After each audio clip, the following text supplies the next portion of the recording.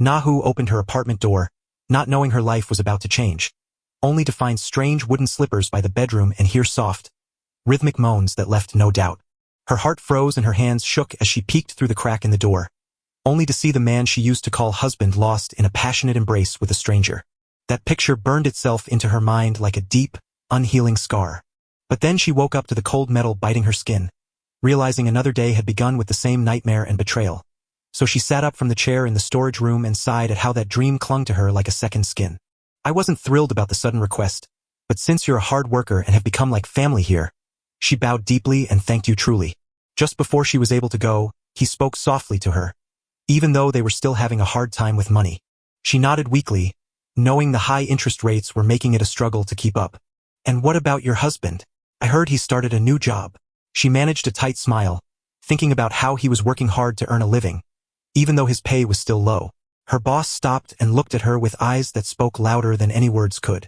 You put in so much effort without ever stopping, so he really needs to match your hard work, doesn't he? Her reply was barely a whisper, saying he's doing his best. Back at the counter, Hugh wore her usual gentle smile. A young couple waved happily, and Auntie called out for 2 more servings of pork belly, her warm smile hiding how tired she really was. As she walked by, she heard them joking about how he gave her all the meat because watching her eat made him feel full, but a small ache of longing grew in her heart. Couples in love glow like beacons of light. Even if their love doesn't last, it shines brightly while it does. She slammed her apron down in a rage, shouting, "Did I lose that forever? Or is my life dimmed past the point of passion? Why do people keep calling you auntie? So rude," Sue chuckled. "But it's fine. I'm married and I'm 33, so I am an auntie." Her coworker pouted playfully while patting her cheek, telling her that even in that boring outfit, she shone as the prettiest 33-year-old he knew.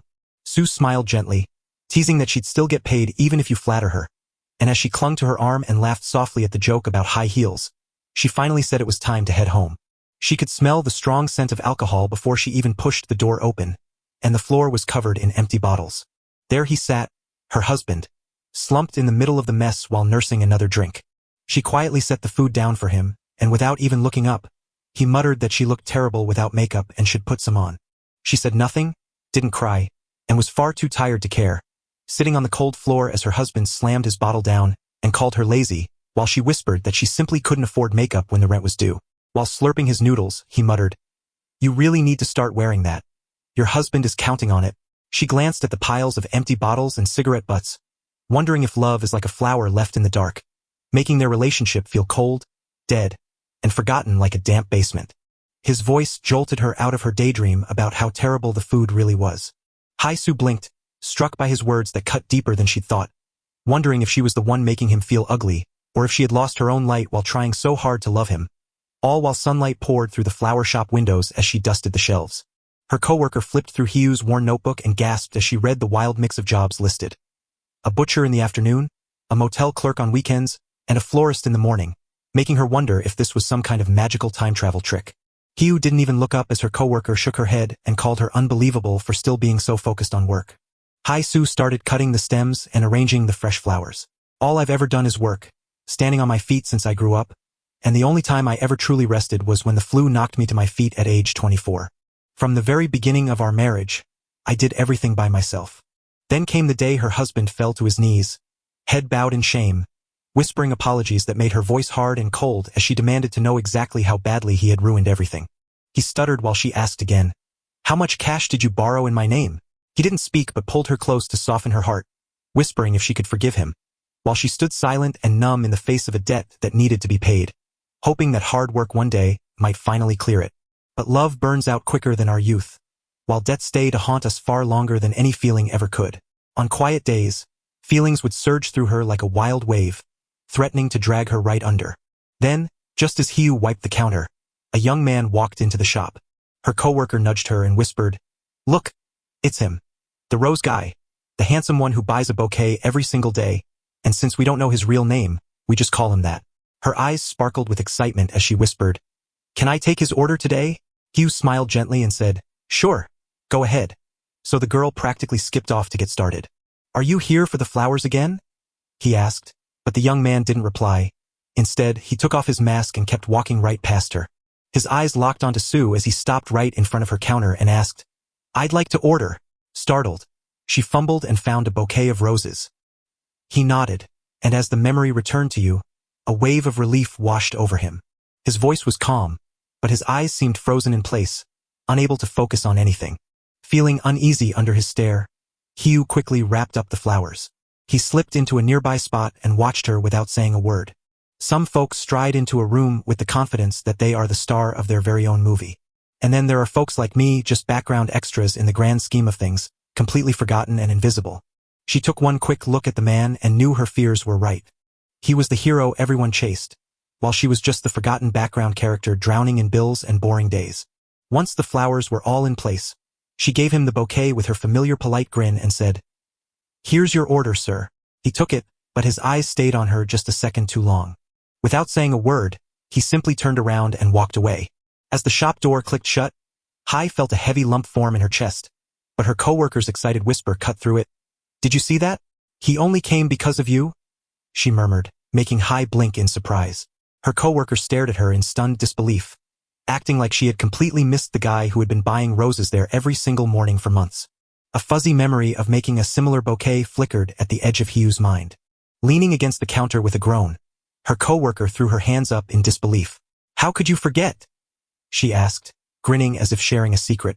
"I still remember the face of that handsome guy I saw on the subway 10 years ago. Anyway, I think he's into you," Sue laughed, brushing it off with a casual wave. "Don't be ridiculous," she replied. "I'm not," her friend insisted. "Didn't you see how he only looked at you? I'm telling you, he's interested." "What? Did that guy take some strange medicine?" Hai-Soo chuckled, wondering why he would like someone like her when he looked at least 10 years younger. His coworker rolled her eyes and scoffed, saying, "You clearly knew nothing since dating an older woman is all the rage now. And besides, you're really pretty anyway."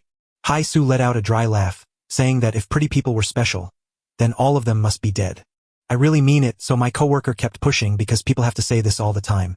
A memory popped into her mind of someone saying something nice, but it felt more like pity than a real compliment.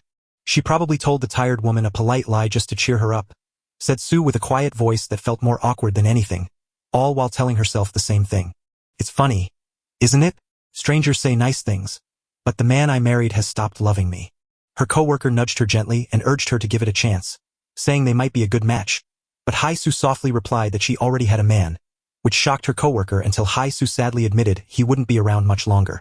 That night, as she was cleaning the tiny apartment, the door crashed open with a loud thud, and Neil stomped inside, throwing his briefcase down with a frustrated sigh before saying, "I'm home." Exhausted, I asked Sue for water while her heart sank as his irritation grew, and he snapped at me to add ice to his barley tea before storming off to shower with his clothes still on. When he came back, Hugh was lying on the mattress on the floor, too exhausted to even move. He slipped in beside her and cleared his throat. "Ahem," he said while nudging her, but she stayed still until he gently placed a hand on her waist and asked if she was asleep, to which she whispered no while keeping her eyes closed, prompting him to wonder why she wasn't speaking and question if she wanted them to enjoy each other's company. She whispered that she was just worn out before turning her face away. Menchiel sat up, his anger growing, and scoffed that she thought he was the only one working while admitting he'd done plenty of part-time jobs himself, before abruptly lying back with his face turned away to leave the heavy silence between them as Hugh sighed softly and drifted off to sleep, letting their unspoken words hang in the air like a thick fog. As the first sun rays streamed into their tiny apartment, she woke up at 6 in the morning. On weekdays, the flower shop didn't open until 8, but she always got up early to cook breakfast for Meal. She moved quietly through the kitchen and shut the door softly, trying not to wake him since he was very light asleep and could hear every clatter. Menchiel was very picky about his breakfast, never eating without soup and hating anything that was reheated, so Hugh made a fresh pot every single morning, no matter how simple the rest of the meal was. As she set the table, she glanced at the clock, feeling a familiar pang that time was slipping away too fast. The person who makes breakfast always leaves home on an empty stomach, hurrying off to work. At the flower shop, her coworker beamed with a happy smile and said, "Good morning, sister." "Yes, good morning," Sue replied with a smile before walking into the storage room. She tied on her apron, smoothed her dress, and told herself she'd just have to wait until lunch before eating. Then she stepped up to the counter ready to start her day. Moments later, the door swung open and the man with the roses stepped inside. Sue's heart skipped a beat as she greeted him, confirming it was him just as he asked if she was there for the flowers. "Yes, that is correct. About 10 roses." While Hugh was taking the order, she couldn't help but notice his smooth, low voice that made her ears tingle. not to mention how he looked. She slid the receipt across the counter. Here you go. But since there are still a few orders out there, we'll have to wait a bit. Please pull up a chair and have a seat. As he lunged for the note, her stomach let out a loud, embarrassing growl right then. Her face turned red with shame, and she froze in terror, wondering if he had heard everything. A man sat nearby, casually pulling out his phone. Just a moment later, she saw him texting about coffee and a sandwich. Then he stepped outside where his coworker whispered through the window, "It's the Rose guy," as a sharply dressed driver brought him the food. Even the way he moved had a quiet elegance, and she wondered how tall he had to be, guessing he was at least 6 feet. As he walked back inside, her coworker's heart fluttered, and she blushed while quickly looking away at how handsome he was. Soon, Hugh called out to him, holding up the finished bouquet, and he accepted it with a warm smile before thanking her and turning to leave. But just then, she noticed the sandwich still sitting on the table. "Excuse me, dear customer," she called out as she ran after him, holding up his forgotten sandwich. He turned to face her with calm, kind eyes, and she smiled to say, "It's a gift, please take it." She blinked in confusion, wondering how she could possibly accept something like this. He chuckled softly and took a step closer, wondering if the reason was that you had no drink to go with it. He handed me the coffee, and after just one sip, I found it didn't hurt me at all. Hai-Su stood frozen, hands hanging loosely, totally surprised and unsure of what to do next. "Just take it," he said, his eyes shining with a soft and honest warmth. For a split second, Hugh felt a warm, bright feeling start to grow deep inside her heart. The moment she walked back inside, her coworker jumped at the chance to talk, and since he even left you a sandwich and coffee, I'm telling you he really likes you. Hai-Su stared down at the sandwich and coffee in her hands, feeling torn, and wondered if she really looked so sad. Then, peering at her own reflection in the window, Hugh saw a weary woman staring back with no makeup on and blotchy skin, the quiet proof of a life that had slowly worn her down. The man's earlier moves didn't look like kindness. They felt more like pity or charity. Her stomach growled so loudly when she handed him the receipt that he couldn't help but notice, and honestly, anyone in his shoes would have found it impossible to ignore. Still, a quiet thought slipped in, wondering if he might be interested, but she shook her head softly to push that idea away. "I need to stop right now before my mind starts making up wild stories."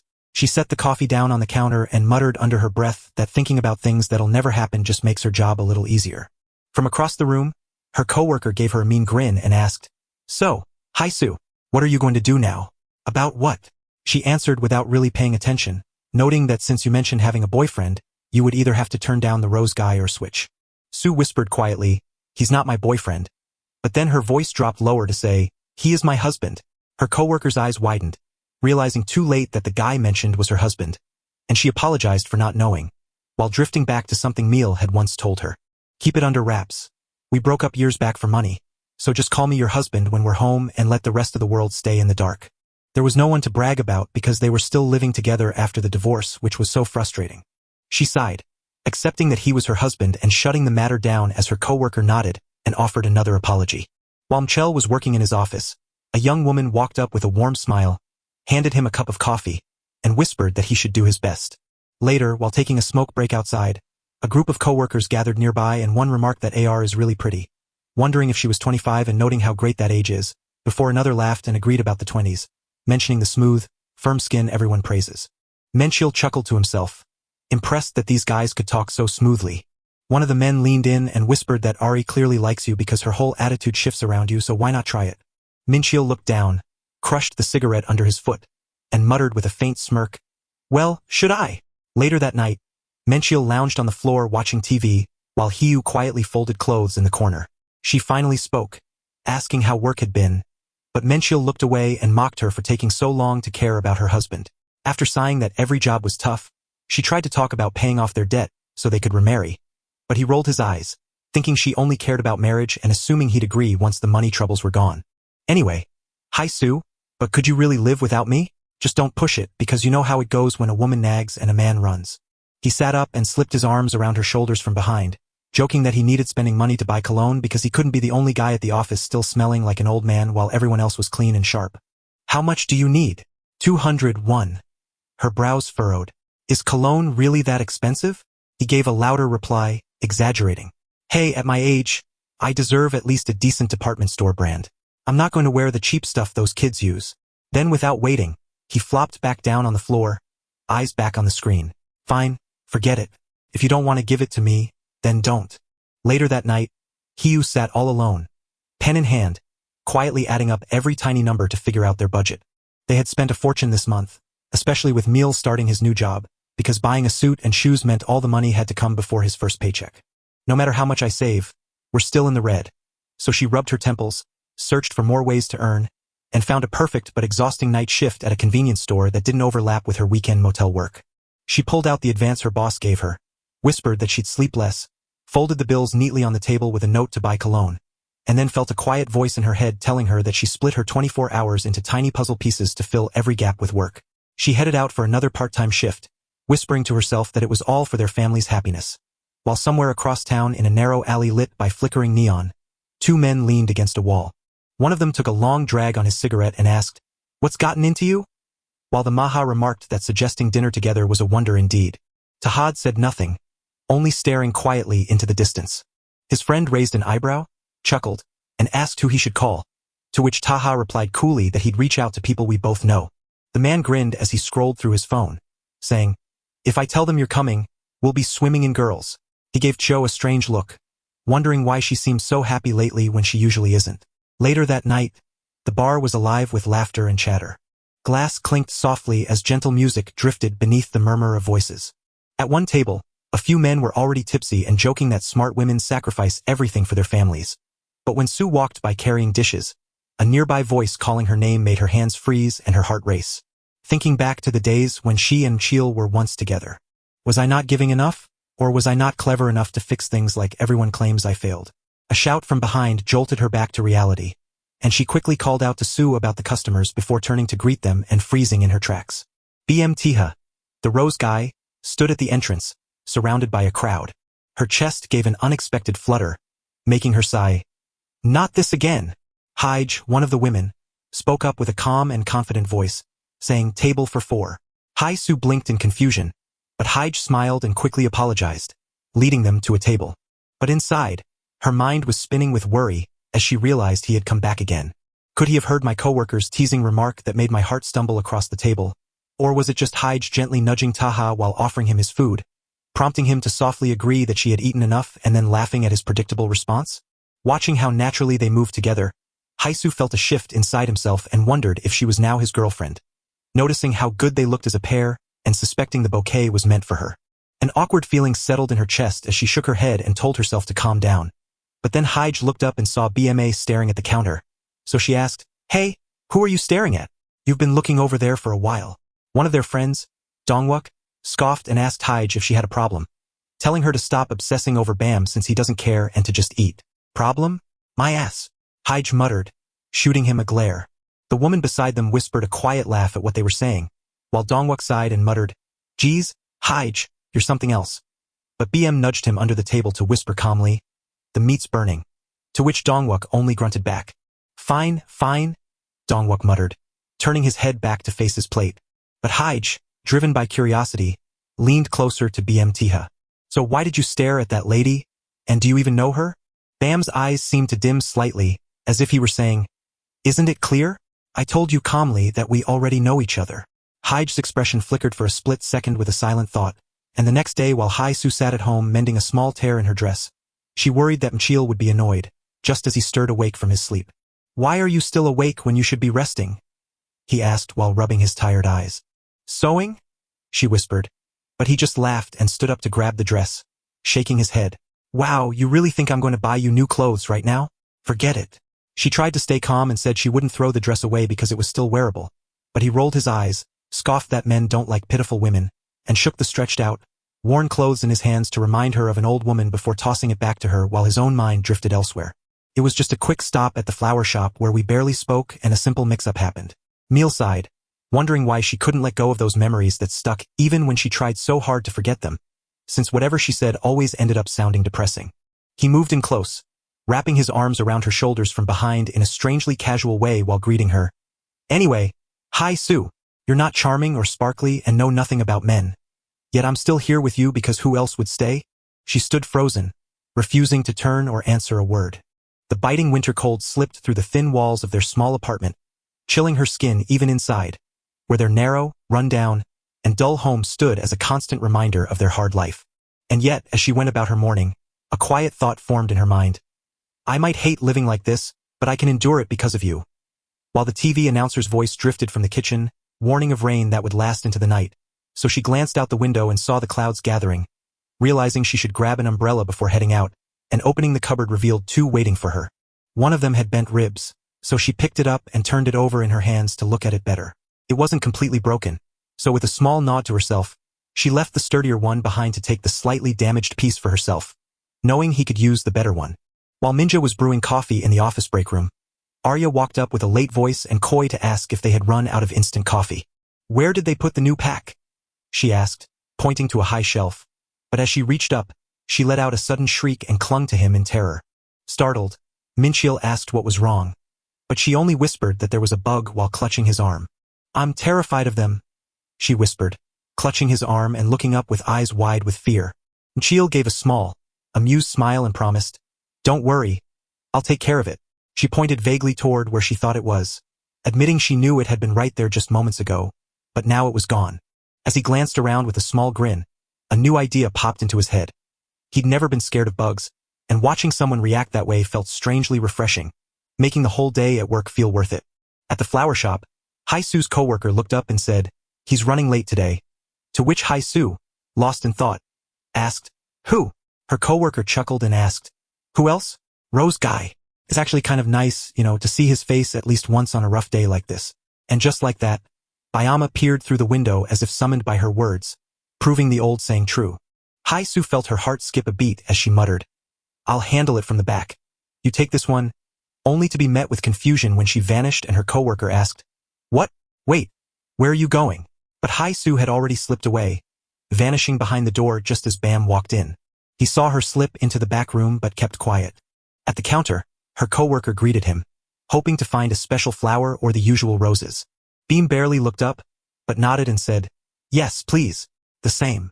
When Hyu's shift ended later that day, she stepped out into the steady rain while her coworker yelled, Get home safe. To which Hai-Su replied, Yeah, you too, while glancing up at the brooding sky. Good. I didn't bump into him, she thought, knowing she couldn't keep dodging him forever and hoping the awkwardness would fade away. She popped her umbrella open, but the first strong wind broke it in two. It seemed okay to her this morning, but now, with a frustrated sigh, she knew it was no good. The shop wasn't far away, but it wasn't close enough to let him run through the rain and stay dry. She peeked at her phone and thought about calling Meal, but stopped herself because he's been exhausted from his new job and wouldn't want to come out in this cold weather. So she decided to just wait it out while huddling under a small awning and shivering as the chill seeped through her clothes. Then, without a sound, someone held an umbrella over her head, and when she looked up startled, there was Bum standing quietly beside her, shielding her from the rain. He asked softly where she lived while the storm raged, and she stammered that she was fine but lived far away. So he glanced at the sky, noted the rain would last until dawn, and then looked right at her to suggest they share an umbrella, only for her to hesitate, look away, and insist she was really okay. His eyes stayed steady on yours, and with a small smile, he said, If you're really that determined, it's a bit strange, but I'm only offering this because it's the decent thing to do. Hai-Su breathed out slowly, feeling the heavy moment settle, then pressed down. The clouds seemed to be laughing at me for thinking I could ever escape him. With no other choice, she finally slipped under the umbrella next to him and whispered, Thank you. They started walking, and BM was surprised that the quiet didn't feel awkward, with only the sound of rain filling the space between them. He matched her steps, keeping right beside her with no hurry to go faster or to get ahead. Menchel was tall too, but I always lagged behind him and maybe I had just grown used to it. She whispered softly, warning that your girlfriend would hate it if she found out you shared an umbrella with a stranger. But BM just turned away and asked who said you even had a girlfriend. She stared at him with blinking eyes and asked, Really? What about the woman you were with at the bar before? She's not my girlfriend, he said softly, just a friend. He stepped a bit closer and whispered that it was true and she should believe him. But before she could stop herself she said, Yes, and the surprise caught them both off guard. Suddenly, a car zoomed by so fast it splashed through a deep puddle. BM snapped into action, grabbing Hyu's shoulders and pulling her tight against him to use his own body as a shield. So when the cold splash hit his back, she stayed perfectly dry while he apologized with a steady and honest voice. The car was speeding down the road, and I couldn't let you get hurt. It's fine, she whispered with her heart still pounding. That was scary. What kind of driving was that? They stood close together under the tiny umbrella as he smiled playfully and asked, I'm big, right? What? she asked, confused. My height, he clarified with a gentle tease. I was tall enough to shield you from the splash. Yes, you are, she replied, unable to stop the faint smile rising on her lips. As they kept walking, Ha's mind spun wildly, knowing this wasn't a dream because no one would harm a stranger, especially when his coat was soaked while hers stayed dry. She paused for a moment, then whispered, Does he want me? Why are you being so nice to me? You've caught me. I have my motives, he replied, leaning in slightly. I just want to get to know you. No, thank you, she answered quickly. He grinned, which was a bit mean. Why not? You're young and popular with women, so why would you want to get involved with an older woman you barely know? He shrugged, wondering why his youth and popularity weren't enough to make things work with an older woman. She shook her head, saying, You can't do this, so stop now. They stopped right outside her building to say thank you for the day. BMA watched the rain drum steadily against her umbrella as she stared at her. And when asked if they'd stay strangers, she nodded firmly and said, Yes, let's keep it that way. All right then, he said, nodding with a strange sense of acceptance. As he turned his back, Hugh felt a sudden pang of regret, wondering why he gave up so easily when he seemed so determined before. She watched him walk away into the rain, his strong stance looking both steady and deeply sad. You asked how you got interested in someone like me, perhaps because you're still young or just curious, and then when she walked into her apartment and looked at the cupboard, she saw the umbrella she had left from Cheel was still there. He refused to take it, so worry and annoyance bubbled up inside her until she sighed and decided to just pick him up herself. Menchil told herself she'd probably like it. Outside Menchil's office, she waited and kept calling him, but his phone went straight to voicemail, making her wonder if his battery had died and wishing she had checked before coming. Just as she turned to go, she saw him walking out with Ari right beside him, sharing his umbrella. Ari spotted them, whispered to Minchil, who looked up startled and asked Sue what she was doing there in such bad weather, only for her to turn to Ari and awkwardly introduce him as family, prompting Ari to smile politely but coldly before waving goodbye and sighing as she vanished, leaving Hai Sue to wonder who she really was. Who? He asked with a furrowed brow. That woman, Ari, is just a co-worker. Nothing more. Why the look? She's just a colleague. Do you think every man-woman interaction is about attraction? He smirked and added, Honestly, Hai Sue, don't embarrass yourself. As they walked on, his dismissive tone echoed in her mind, but she couldn't shake BMT's earlier voice. Gentle, sincere, and inviting her to get to know him. The words stayed strangely clear in the rain, like they'd carved a home inside her. And in that very moment, she felt the chance she had let go slipping away like something she'd pushed out of her hands.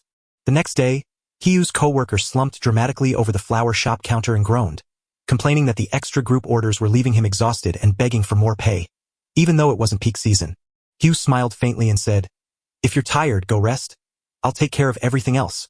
The co-worker gratefully collapsed into a chair and fanned herself, begging that we have no customers for the rest of the day except for the rose guy, whose face always gives her strength. Just then, the door swung open and her co-worker groaned, thinking it was another customer coming in. But the moment BM arrived, she instantly cheered up, muttering to herself, That's crazy. He actually came, while shaking her head in disbelief that he was still so handsome. She walked in and his eyes locked onto him immediately, but he ignored her gentle question about his order and kept right on walking straight to the counter. He looked right past her and ordered his usual drink, acting as if their last meeting had never happened, with a cold and deliberate indifference in his actions.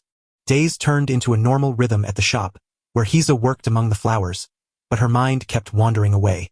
It's been 2 weeks, she thought, watching as Meal came home late and sometimes worked even on weekends. Except for that, life slid back into its boring, gray routine.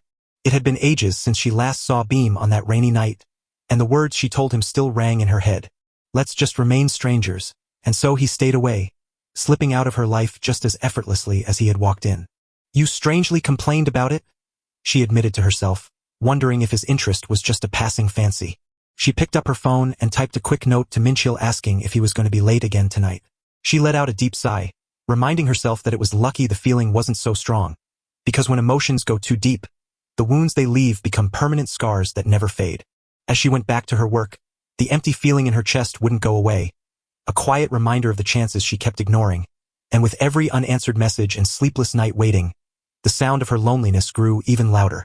Later, while clearing a table at the barbecue restaurant, her mind drifted as she worried she'd fallen asleep before seeing Minchio arrive and hadn't heard from him all day until a customer at the next table interrupted her by ordering 4 servings of pork belly. Hai Su nodded with a polite smile and said, I'll bring it over soon.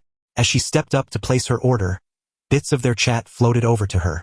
A man asked you how you felt about being back and wondered if your divorce was really good for you, while another man who ordered the food laughed and admitted he was happy to stop hearing a woman nag and enjoy flirting with pretty employees, even as he placed a heavy hand on the shoulder of the young woman beside him. He took another long drink, grinned, and said, "A man can't stay without a woman for too long, right?" While his eyes drifted toward Hai-Su, who was quietly wiping down another table nearby. He watched her with a creepy smirk, thinking how her nice looks and hard work made her easy prey, and convinced that being older and a regular boss meant she'd jump at his attention. He raised his glass toward her and called out, "Excuse me, pour me a drink," while the woman beside him tried to step in, only for him to wave her off with a stern look. "Please pour it," Hai-Su said as she glanced over and saw the flush of drunk on his face. Her eyes stayed calm but wary as she bit back her irritation at his drunken outburst, only to be met with a sudden impatient snap of "Hurry up, do it already, don't you know who I am?" The restaurant fell silent as everyone turned their heads to hear the loud voice. Hugh's manager rushed over with a worried face, bowing to the drunk man who scoffed that he was the shop's best customer and had kept it alive through the hard times. Sue kept her head down, letting the stares of her co-workers wash over her without saying a word. The manager glanced between them, then quickly apologized with a clumsy sound, saying, "I'm so sorry, please forgive us," and offering to bring a free serving of the meal right away. The man's face twisted with anger as he jabbed a finger at Yezu, shouting that kneeling was the only thing that would do. A cold shiver raced through Hai-Su as he stared at her with dark, hateful eyes, making her feel every harsh word he didn't even have to speak out loud. "I'm here to crush her spirit," his sneering expression showing his anger, but before he could continue, the manager stepped forward with a calm and firm voice, telling him no matter how upset he is, he can't speak to employees that way. As the argument heated up, Hu suddenly sank to the floor, bowed her head, and begged, "I'm so sorry. It's my fault. Please forgive me." The manager's hand shot out instantly, his voice turning gentle as he told Miss Hai-Su to stand up and reminded her she didn't have to do that. But she shook her head with a steady voice full of quiet resolve, admitting the fault was hers and apologizing for the trouble while hoping they would still be welcome, only for the manager to find her later that night looking worried and asking why she had to go that far to handle a customer who was already out of line. She kept her eyes down and spoke in a whisper because she worried that if they lost any of the companies that used to come here for dinners, it would hurt the business, and since her boss did so much for her, she couldn't let this cause him trouble. From the manager's side, resignation settles over him as he realizes how tough the world is, filled with bad people who seem to get worse every day. Hiza offered him a quiet, knowing smile, whispering that it was okay because she had learned to be fine. Years of hard work since she was young had made her heart as tough as stone. There were so many nights she cried herself to sleep, but slowly, the sadness stopped hurting so much, and the pain became like a quiet shield that made life easier to handle. Outside, the manager offered to give Sue a ride home, but she quickly replied that it was okay. "Actually, I started working the night shift at a convenience store a while ago, so I'm on my way there," and when he looked at me with wide eyes asking when I'd ever get to rest, I laughed softly and explained that I only work on weekends, so I'm managing just fine. "Mrs. Sue, are you carrying a heavy load of debt?" Suddenly, she was hit by a memory of debt collectors barging into her home, smashing everything and screaming while she cried and begged them to stop. Mitchell wrapped his arms around her that day, his voice heavy with regret as he promised, "I'm sorry. If you pay this debt, we'll marry again and live happily ever after." Back in the present, Hai-Su gave a simple yes and headed to the store, wondering if the wind rattling the old door was a debt collector. Yet she kept moving forward, holding on to her dream of a better future. Meanwhile, the man who had made her feel small stumbled down a quiet alley, still drunk and grinning to himself as he thought about her kneeling before him. He chuckled to himself, thinking that if he just sweet-talked her, she'd have obeyed instantly, not realizing that BM was watching from the shadows right behind him. As he walked, his plans grew more confident. "Now that I have her where I want her, I'll just act nice next time, maybe even pay her some attention so she feels grateful." He chuckled to himself. "Yeah, she won't see it coming, so I'll stop by next week to talk to her alone." And right then, BM struck him hard from behind. The man slammed onto the hard ground, swearing in anger and asking what he did to deserve such a beating, while BM yanked his hair to hold him down. His voice was a cold whisper as he asked who was about to die. Then the man screamed in pain while Beam tightened his grip and told him to hit him, which the stunned man did, only for Beam to wipe away the blood and beat him brutally until every hit served as a silent warning for his cruel actions. That night, Hiyu was working her shift at the convenience store, straightening the shelves and wiping down the tables. She sighed softly as she looked around the quiet, empty shop, thinking there was so much to do at night, yet she found comfort in the peace that meant she didn't have to deal with anyone else. Just then, The bell rang and a masked man stepped inside, prompting her to greet him out of habit. As he reached for medicine on the shelf, she stared until she realized the guy with the roses was the same one she'd kept running into at the flower shop, the restaurant, and now here, and she wondered if all this was just a crazy coincidence. She watched him walk to the counter while her mind raced, knowing that, as the only one here, no one else could take his order. She took a deep breath and decided to act like just another customer, keeping her face perfectly normal. But her determination crumbled when she saw a fresh, deep cut on his face that hadn't even finished healing. She worried that someone could hurt him like this, even though she knew she had no right to feel that way. They were meant to be strangers, yet she couldn't stop herself from peeking at the box of bandages and whispering that he was just covering up a wound without medicine, which would only make it get worse. Bam stared at her with a face that said nothing but felt like it was looking straight into her soul. She wondered if he thought she was poking her nose in. But then he leaned forward, keeping his eyes locked on hers as he asked, "Then what should I do? Please teach me for a second." Ha stammered, flustered by the sudden politeness in his voice. Studying the way, she slipped behind the counter and whispered, "Are you still a kid? Come on, follow me, I'll show you." And Bam smiled a little as he trailed her to the bench outside the store. She laid out the ointment and bandages on the table, gesturing to the medicine as she said, "Here, this will help you heal." He looked at her with a helpless expression, admitting he didn't know how to use it, so she chuckled softly and told him to be sensible before taking the medicine from his hand. "Does it hurt a lot?" she asked, watching him hiss softly as she gently dabbed ointment onto his stinging cheek. "It's only a tiny bit ticklish," he said. Hiyu couldn't help but smile, her curiosity winning out as she asked, "How old are you anyway?" After Bam paused and vaguely replied, "I'm an adult," which only made her tilt her head in puzzlement. BM quickly said no to the adult running and fighting, then asked what happened next while Hiyu pressed gently. Bam's face grew sad as he whispered, "It's not my fault, I'm just poor." And when Sue heard those words, her heart sank at the thought of his hard life. The familiar ache in her heart grew sharper as she saw her younger, trapped self reflected in him. As she stared into his deep, dark eyes, a sudden ache spread through her that she never expected. Bam spoke softly as if he could read her mind, asking, "Are you soft-hearted?" And she answered, "Yes." As she wrapped the fresh bandage around him, she suddenly remembered the question he had asked earlier. "You asked if we could be friends," she said. "So let's get to know each other," which made a small spark light up in Beam's eyes, leading him to ask if he could call her Nuna, only to be met with a smiling refusal until he jokingly suggested Andy, causing her to roll her eyes while he caught a brief, grateful look in her gaze before whispering his thanks. "For what?" she asked, tilting her head in confusion. He thought silently, "I feel sorry for you." They swapped phone numbers while standing at the store's entrance. As he was typing her name in, she asked, "What is your name?" And he answered, "Biha." Later, while sitting all alone in the store, her phone buzzed with a message from him asking her to save his number, even with a tiny, playful cat emoji. Hiyu stared at the message, a small smile on her face, as she thought that this strange name was perfect timing for getting to know each other. Her eyes drifted to her last unanswered text to Minkyul, and seeing no reply, she told herself he must be busy at work and that life must be hard, so she shouldn't bother him without reason. While elsewhere in a lively barbecue restaurant, Minkyul sat with Ari and several colleagues, surrounded by laughter and the clinking of glasses. He downed another drink, thinking, "I'm on my third round now, but who isn't these days? I can't stand going back to that suffocating house." Then, an older colleague turned to Ari and said, "Here's another for you." To which Ari protested, "Oh, come on, boss. I'm already so drunk." The boss just grinned and teased, "Refusing my offer, are you?" Before filling her glass anyway, ignoring her reluctance. As the soju blended with the beer, Ari glanced down at the strange color and thought she'd already had 3 rounds because of Minkyul, feeling a mix of annoyance and the buzz of the alcohol. Minkyul quietly reached over, poured a bit of plain beer into his own glass, and offered it to her with a whisper, "Here, drink this. I only poured beer." Ari blushed softly as he took a sip, thrilled by her attention, while she felt her excitement bubbling up inside her. One colleague leaned in with a mischievous grin and asked, "So, Minkyul, who do you absolutely hate?" Minkyul stopped dead, and a picture of a bowl of soup flickered through his mind. The table erupted in laughter as everyone nodded, agreeing that a gloomy woman with no feelings who wears stretched-out underwear for comfort would definitely turn people off.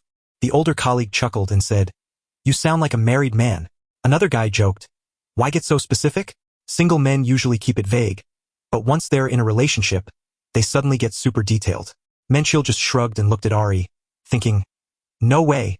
I like cute, well-dressed young women, not some gloomy, unattractive middle-aged woman." Ari's face turned red with shame. Later, Menchiel and Ari strolled down a quiet street as she leaned heavily against him, clearly drunk. Ari, which way do we head to your house? Or should I book a taxi for you? She paused, resting her head against his chest, and whispered that it felt strangely right. Ari's words spilled out like a drunken truth that stung, leaving her stuck between admitting she loved you and wishing she hadn't said it. She looked up at Menchiel with wide, pleading eyes, begging for just one more drink. Menchiel looked into her eyes, his heart pounding faster, wondering if there was truly only one. Meanwhile, Hiyu sat alone in the convenience store, her eyes darting to her phone again and again, wondering why he wasn't answering. A heavy, dark feeling settled over her like the sticky air of a summer night, warning her that real trouble was hiding just beneath the surface. When her shift ended, she passed the keys to the morning worker, whispered a soft farewell, and walked out into the cold morning air, thinking that after staying up all night, she desperately needed some sleep before heading back to work. When she stepped inside, the apartment was completely empty with no sign of Menchiel anywhere. Meanwhile, Menchiel was still caught up in a motel room dream, feeling so far away from Hiyu that it felt like a different world. After a moment, she dialed his number, feeling a strange, easy calm settle in her chest. Outside the motel, Menchiel spoke in a casual tone, saying a company dinner ran late, so he slept at a nearby bathhouse and that staying out overnight doesn't make him a kid. Then asked if Ari would file a missing person report, but his words felt like small daggers as he hurriedly added he needed to go and hung up when Ari stepped closer. In the quiet of her home, Hiyu sat still while a familiar knot of anxiety tightened in her chest, wondering if he was causing trouble again before whispering to herself that she shouldn't let it bother her because it's nothing. While looking around, Bam saw a shy guy with glasses walking away from his night class. When the man saw him, his eyes went wide and he casually shouted, "Oh, BMTha, hi." Then G, who was surprised he remembered his name instead of using a generic greeting, replied with casual small talk before Bam suddenly asked for a favor, which made G tense up. Bam looked dead serious and asked Joe for his shoe size. But Joe, staring down at his old sneakers, only stammered that it was 9 o'clock.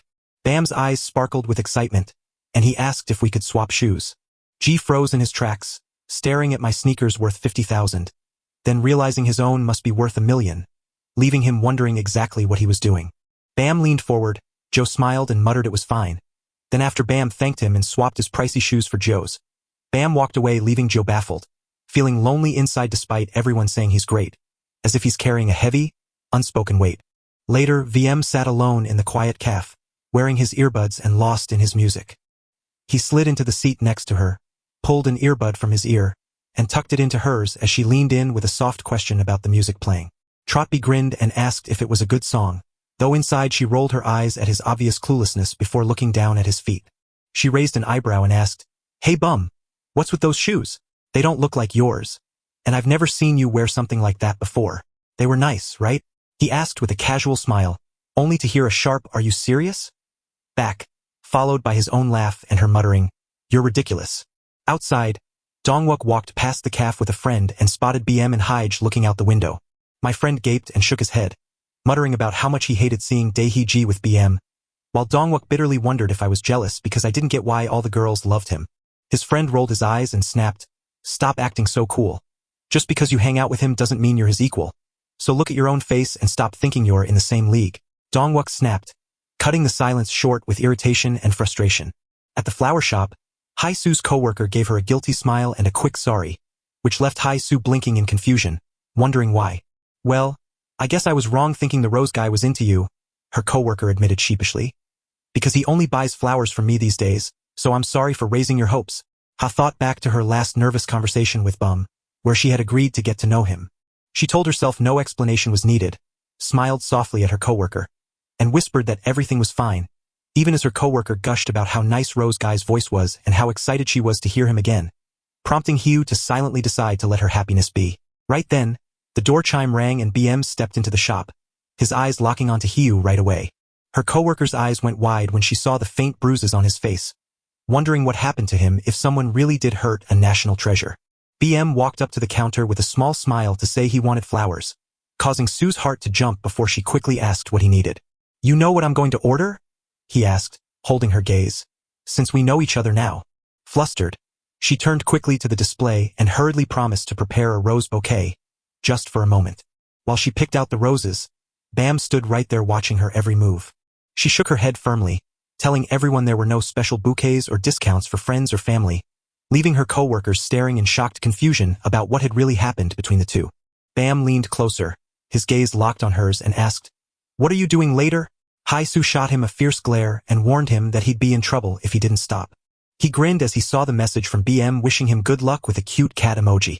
Hye smiled, feeling a warm glow in her heart as she watched the boy, who looked so fresh and young, still untouched by the world, and she thought sweetly of how he might one day surprise her just by buying flowers for himself. Meanwhile, BM leaned against the hotel wall, watching the door, while a man in a suit stood nearby and whispered into his phone. Inside, a man who was clearly drunk stumbled over to the front desk where Hye was working. "Give me a room, please," he slurred and slapped a card down, to which she politely replied it would cost 50,001. But when he grinned crudely and asked her to call some girls, Hae-soo realized with a start that it was his driver's license, not a credit card. "Sir, we need a credit card for payment," she explained. "But not this one," he snapped. "What? You gave me your card already. Give me a room now, I can't take this." Suddenly, the man who was standing with Bam walked into the reception, his voice steady and clear as he asked, "Do you have any rooms available?" "Book every single empty room left," he said quickly, and she blinked in surprise, asking, "Everyone?" Outside, BM glanced at his phone as a message from his subordinate blinked on the screen. The man headed out, but the drunkard stumbled past him muttering, "Oh, so you only work with snobs, huh? Won't even give a room to someone who's paid up," while BM followed with eyes as cold as the dark night. Inside, the manager walked up to Hye with surprising news.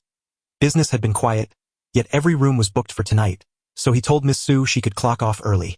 She packed her bag with a smile and said, "Thanks, boss, but I'm heading out now." The streets were dark and foggy, but her step felt lighter and her heart felt warmer than ever before. That lightness vanished instantly as she stepped into her apartment and saw the untouched meal she'd left from Cheel. A sting she hadn't expected, which marked the start of the misery that was waiting for me.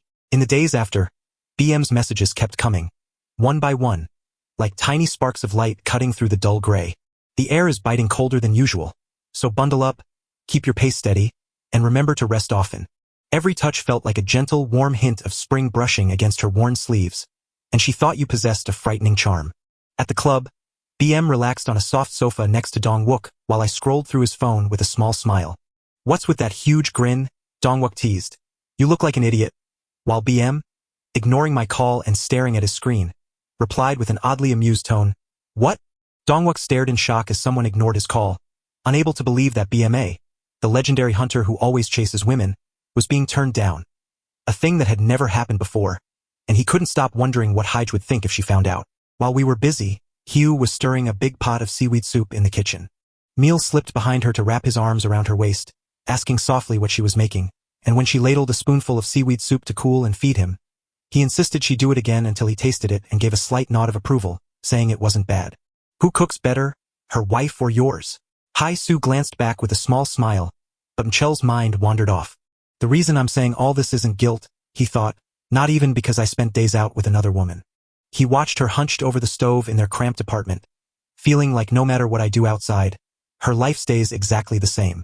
Hye noticed her silence and asked if something was wrong, and when he quickly said no and then thanked her for the money he had given her for perfume, she glanced over her shoulder to ask if he had actually bought it.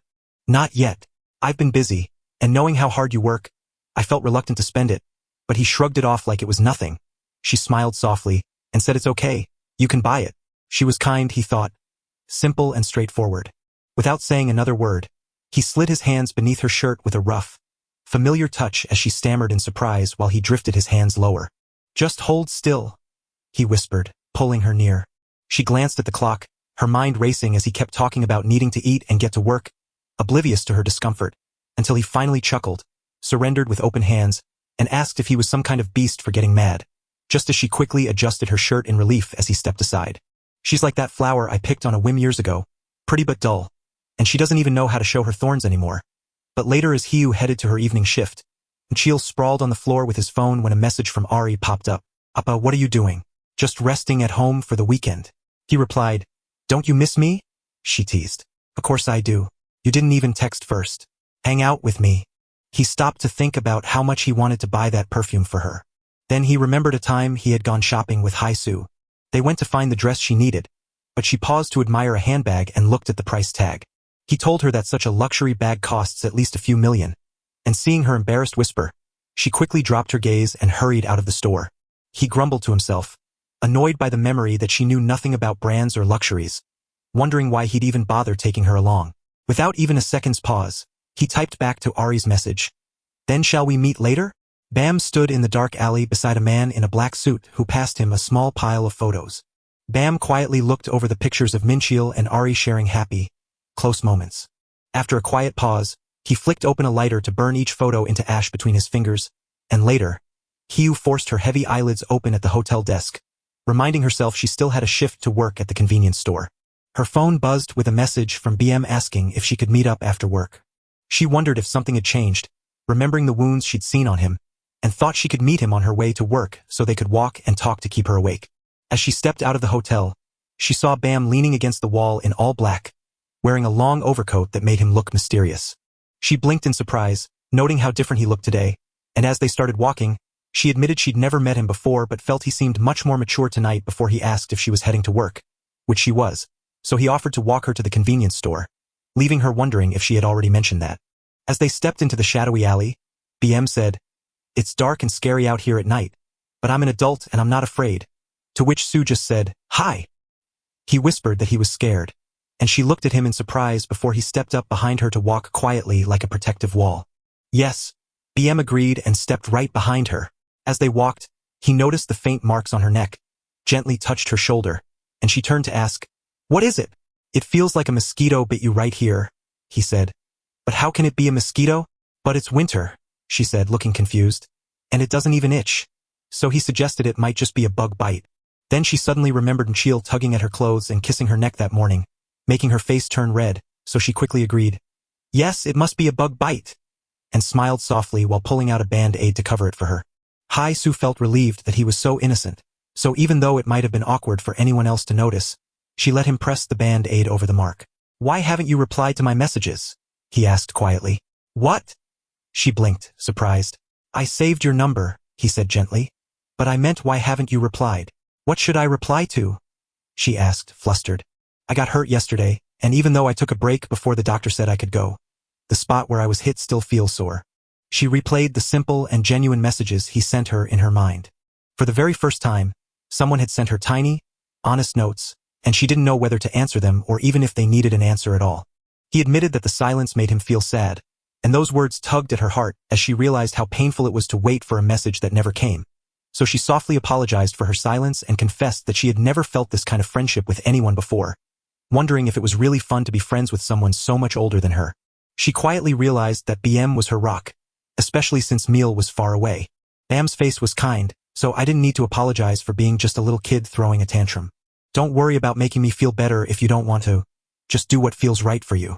His words made her feel warm and safe in a way she didn't expect. After finishing her shift at the flower shop, her boss smiled warmly and said, "Good job. Take care on the way home." But Sue hesitated and replied, Boss." The boss waved away the offer to buy the rose, telling the buyer not to worry about the price since just one flower wasn't worth the cost. "No, it's okay," she insisted gently. "It's a gift for myself and I'd like to pay for it." Her boss studied her for a moment, nodded, and then Sue, holding the rose carefully, paid him and walked away. As she slipped off her shoes at home, her mind kept drifting back to that conversation with BM, replaying what the kid said and spinning in circles all day. But through the fog, one thing was clear. I needed to treat myself to a flower. She spotted a tiny glass jar, filled it with water, and set the rose inside it right there on the table. Stepping back, she snapped a picture of the lone rose that suddenly made the room feel alive. She glanced at her phone, hesitating over whether to send the picture to Bam, feeling that even a tiny moment like this deserved to be shared. She sent the message, and while Menchil descended the narrow stairs to their basement apartment still on the phone with Ari, he joked that the suit was driving him crazy and promised to wear something casual for their date, laughing as he suggested they might just hang out at his place next time. He stopped at the door, wrapped up the call by saying, "Anyway, see you soon," and then walked inside. As he stepped inside, he found Hai Su sitting cross-legged on the floor with a single red rose and a glass jar before her, her quiet gaze fixed on the flower, and he asked, "Why are you home right now?" "I only stopped for a quick visit." "Are you back early?" he asked casually while heading toward their bedroom. "Just came by to change into something comfortable." He rummaged briefly before calling out, "Hey, Sue, where do you usually keep my underwear?" She moved to help. "Do you need a hand finding it?" No, no, he replied, still distracted as he searched. His eyes moved back to the table where the rose stood out, and Sue, her fingers nervously twisting together, admitted she'd only bought a single flower because she thought it might be nice to have one there. For a moment, Emil felt something strange and warm settle in his chest, so he gently set down the rose, stepped up to Sue, cupped her face, and leaned in to kiss her, thinking of her quiet presence that made their apartment feel like home as his hands moved to her shoulders. He slid his hands down, pulling her to the floor where he kissed her neck and rushed his fingers over her skin, finding the whole thing strangely captivating. This quiet, unassuming woman seemed to soften and become delicate under his touch. He pressed his lips to hers with more intensity, and a weird warmth spread all through him. She paused and called out, "Chill, wait. Today is still dangerous, even with protection, so it might be a risk." A flash of irritation crossed his face as he pulled back just enough to look at her, gripping her neck with one hand while his frustration nearly spilled over. "Sue, you won't get pregnant. Trust me," he muttered with a touch of impatience, adding, "Don't worry about it." But she met his gaze with hesitation.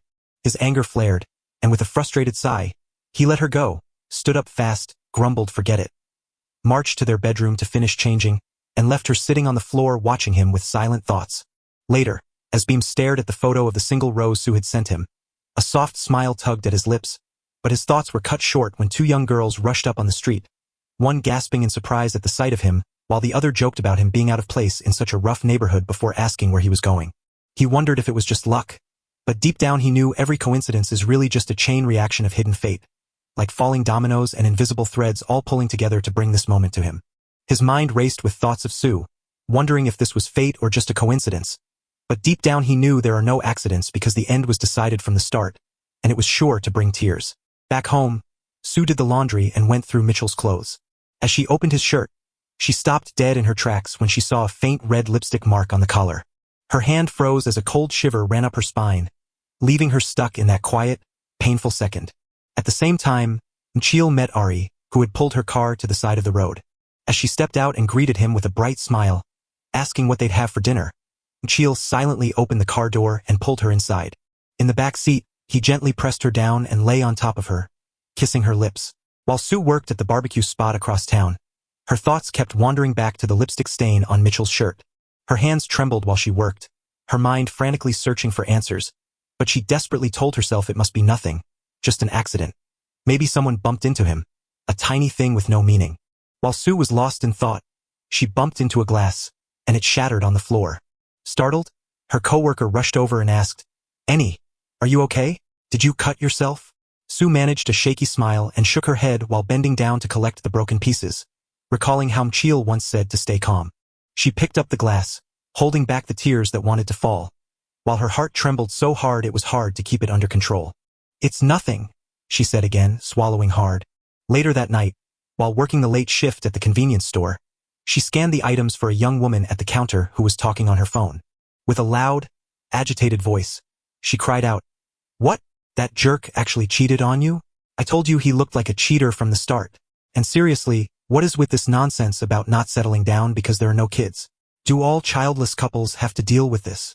The customer grabbed her bag, still furious, and muttered into her phone, asking how anyone could blame her for not having kids when his sperm might be rotten, before spitting angrily and telling her to stop crying, divorce him, and deserve better. Suzu watched the woman walk away, her voice still echoing painfully in her mind. Work used to keep her hands busy and help her forget her sorrows fast. But today, every painful memory she had tried to bury had resurfaced, slowly chipping away at her and ruining her day. So she sat down on a small stool behind the counter, feeling the weight of her thoughts pressing down. Yet whenever life felt overwhelming, she would summon hope by imagining a better tomorrow from Cheel and herself. But now she wasn't sure anymore and wondered where she was, feeling a hollow ache settle in her chest. Suddenly, a motorcycle rolled up and stopped right outside the store. Vim saw her through the glass, paused, and stepped inside with his helmet on to stand before her, silently wondering how many times she'd been upset today while wishing he could take away her sadness. Hiu looked up and wondered why he was just standing there staring, not picking up a single thing. She stared at his broad shoulders and tall frame, feeling a strange sense of recognition, and wondered if he was just as big as Bam. Suddenly, he held up his phone to show her a message that asked, "Can I call you Nuna?" She sighed and gave him a stern look, asking if he really wanted to get in trouble. With a grin, he finally took off his helmet to show his face. She raised her brow at the helmet and asked what it was about, to which he replied he'd just finished work, prompting her to wonder if he did delivery jobs. He shrugged and said something vague, but worry flickered across her face as she warned him to be careful with those dangerous jobs. Leaning in, he teased her about it, and she rolled her eyes while secretly smiling, only to be told to go over there, raise her hands and stand still as punishment for messing around. Bam stepped back, holding his helmet up with his hands in the air as he watched him obey so playfully, and she couldn't stop laughing to herself because she only said it as a joke, but he was actually doing it while grinning so much while standing there like that. "Why are you here?" she asked with a stern look, but he simply replied, "I'm hungry." And she stared at him in disbelief, wondering how he could be so hungry that he hadn't even eaten dinner. He shook his head and said no. Hugh frowned, annoyed, thinking that no boss should ever make their workers skip a meal, and that anyone working for such a mean person is lucky to be gone. Bam's face relaxed into a thoughtful look as he remembered watching Cheel and Ari through his helmet. Still, he told himself in silence, "I have to do it." Seeing his quiet resolve, she softened and reached for some instant meals, thinking that he must be struggling just as hard and couldn't afford to stop. So she told him to stop standing there and pick something to eat, promising to buy him a lunch or noodles, to which he sheepishly admitted he'd already eaten a lot. So she said to just pick two, and when he greeted her with a gentle smile, she casually confirmed she'd really buy it for him. He sighed softly, accepting her offer while still looking a bit shy, and said, "I'll take it, because I can afford my own meal, and I'm not as hopeless as you might think." He rested his hand against the wall next to her, leaned in a little and looked down at the choices. Instead, he asked, "Why don't you pick the most delicious one for me?" And as Hai-Su looked at his hand, she noticed a faint tattoo on his wrist. "What's that?" she asked, and Bam started at her question before pointing at the mark on his wrist to ask if it made him look like a thug. So he hesitated and rolled up his sleeve as if getting ready for something. He gave a small, resigned smile and asked, "Do you hate it? I'll get rid of it if you do." And she softened her gaze before gently taking his hand. "Tell me, why do you have a scar like this?" she whispered, her voice shaking slightly at the end. For a split second, Bam froze in shock as his heart hammered wildly. That voice and those eyes made him want to tease her just to keep her worried look a moment longer. But he stopped himself and simply called it an accident, leaving her to wonder what he meant. She whispered softly, keeping her eyes locked on him, "Don't panic, because it isn't what you think it is." Picking up his cup of noodles, he said, "I'll just have this." She studied him closely and realized he was better at hiding secrets than she'd guessed. Yet seeing that old scar made her think maybe it was best to let it go for now. She offered him another noodle pack with a playful smirk about the higher price, and as he accepted with a chuckle, the heavy burden she'd been carrying all day began to lift, his strange companionship easing her worry and distracting her from the sting of Mitchell's betrayal. "Even though this strange kid drains my energy, the feeling isn't bad." Meanwhile, in the dim light of Ari's bedroom, she nestled against Michelle's shoulder and looked up at him with hopeful eyes, softly saying, "I just want to marry you." Michelle gave a non-committal shrug that made her sit up with a questioning look, asking, "Why do you sound so unenthusiastic?" He replied, "I didn't plan on getting married so soon either, but after meeting you, it feels like the right thing." He chuckled, patted her shoulder and asked, "You're only 25, Ari. Why rush into marriage?" "Maybe, but since you're at the perfect age for marriage, isn't it sweet to have a younger girlfriend who wants to settle down?" He grinned lazily. "Well, that's true." He pulled her back until she was pressed against him. Ari grinned, thinking, "You're just doing what's best for me, aren't you?" A pale chuckle to herself, realizing that while I was just trying to have fun, she turned out to be much more serious than I expected. She was young and new to love, clearly raised in a rich and well-bred household. With a gentle brush on her hair, he mused that her scent of costly perfume stood out sharply from Hugh's, but as Ari rested beside him and asked about marriage, he paused to imagine how life would change if he ever tied the knot. "We just wanted a cozy home, a car that fits our family, and maybe a little one who looks like us." Ari's eyes sparkled as if asking, "Wouldn't you want to be a dad?" Hugh told him she couldn't have children because of her health, and he remembered that, even without that, having a child would have been too much of a luxury for their money. Speaking softly, he admitted, "It's so hard to raise a child now, and I thought I'd quit that dream." But Ari snuggled up to him and whispered with hope, "Don't give up, Appa. Your dream can still come true." Far away from here, Bayama stood on the roof of a tall building, staring out at the city lights as he thought hard and showed a faint tattoo on his wrist. Turning to his subordinate, he asked what he saw, and after a quick look, the man replied that it looked like a tattoo with Buddhist writing on it. Bayam tilted his head and pondered, "Is that so?" But then he remembered how easily Hugh had spotted the scars hidden under the tattoos. He felt a strange wave of respect for her because she saw past the tattoo to the marks below and had already pushed him to his limit without even trying. He looked down at the words written in ink, The source of all suffering is attachment, and took a deep breath. The pain had already started, and since he couldn't just wait for things to fix themselves alone, he realized that attachment had taken hold and all that was left was the hurt. Late that night, Hiyu walked home from her shift, deep in thought, until she spotted a man from her restaurant who had once harassed her. He looked up, locked eyes with her, froze in fear, broke out in a cold sweat, and then bolted into the alley. "What the hell?" she muttered, frowning as he vanished, wondering why he was acting so strange, before sighing and shaking off her worries when she found him asleep at home with steady breathing, even though he usually stayed awake this late. But then Chel's phone beside the bed suddenly lit up, showing the name Ari, and her heart tightened as she froze, wondering if she should answer. She wanted to ask the young, beautiful woman why she was calling so late at night, wondering if they were just acquaintances, but fear of the answer kept her silent. The call cut off before she could decide, leaving the screen dark, and as she lay down, the lingering scent of anise gnawed at her despite her insistence that it was just work. While Hai-Su quietly arranged flowers at the shop, her coworker rushed over with a bright smile, holding up a phone and shouting, "Hai-Su, look at this." Hai-Su looked at the screen and saw a smiling bride in a glowing wedding dress, thinking, "Isn't she beautiful? My sister just got married. Feel so emotional when someone close to you gets married that I tremble with joy, and I dream of wearing a wedding dress myself. But now I'm confused because Sue hesitated while her coworker kept talking about getting married. I heard getting ready for a wedding is crazy busy with the dress, suit, makeup, and honeymoon.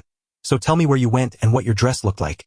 Hiyu's mind wandered back to a memory she hadn't thought about in a long time. Standing quietly beside Minchil in the registrar's office, the whole process felt calm and easy. The official handed them a stamped paper and said, "That's it, you're a fool. Officially married." Outside commented, "That was quicker than I expected. I thought there'd be more to it." Meal had shrugged with a smile.